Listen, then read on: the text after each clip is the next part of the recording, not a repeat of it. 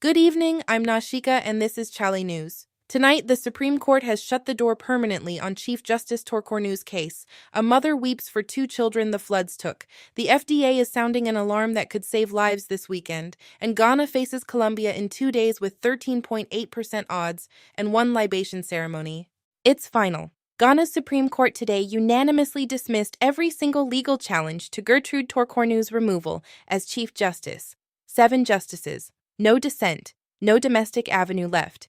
This is the first time a sitting Chief Justice has been removed and had that removal fully upheld in the Fourth Republic. Whatever you think of the politics, that is a landmark.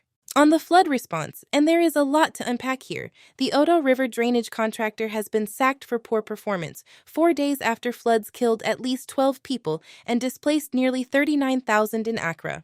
The Works Minister confirmed the cancellation to Parliament with weekend rains already approaching. So who finishes the work? Nobody has answered that yet. Then President Mahama addressed a national Thanksgiving service and called for a moral mindset shift, a new Ghanaian. Analysts aren't buying it. When your own contractor just got fired for poor performance, the problem isn't citizen attitudes, and there's a numbers problem too.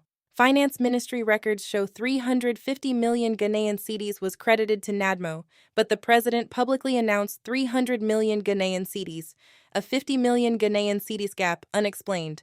Full breakdown on chale.news.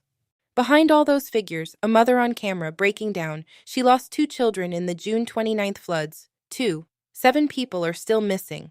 Let that sit for a moment. Urgent one now. The FDA says food and products pulled out of Accra's floodwaters could be fatally contaminated, and they're specifically calling out people on social media who are planning to hand this stuff out to students. Do not accept it. Do not consume it. Do not share it. Report anything suspicious to the FDA 05511122224 or 055112225.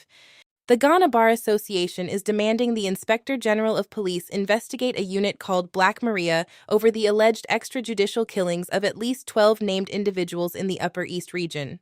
Lawyers say not one of the victims received a fair trial. The police service has said nothing. South Africa is pushing back hard on Ghana's account of the killing of a Ghanaian national in Cape Town. Pretoria's Justice Minister says Ghana's version is factually incorrect.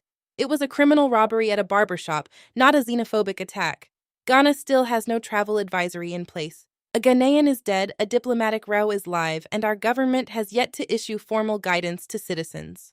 Your electricity bill went up again. A new 3.49% PURC increase kicked in July 1st, wiping out the small Q2 cut.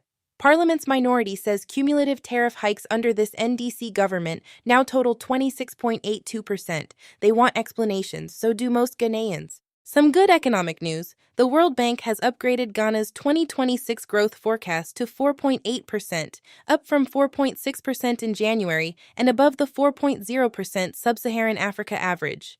By 2028, they're projecting 5.0%. Recovery is real even if it's not evenly felt. Ghana's mineral royalty collections have crossed 5 billion Ghanaian cedis, nearly a 500% jump since 2020. The IMF sat down with MIIF leadership last week to talk revenue mobilization and formalizing small-scale mining. If that money is managed well, it matters enormously. Full story on chale.news. A UNDP report out this week says outdoor air pollution killed 12,870 Ghanaians in 2024. That's over 35 people every single day, and nearly 2/3 were under 70. Accra remains one of West Africa's most polluted cities. This isn't a future problem. If you know someone working in the UK gig economy, food delivery, construction, tell them now.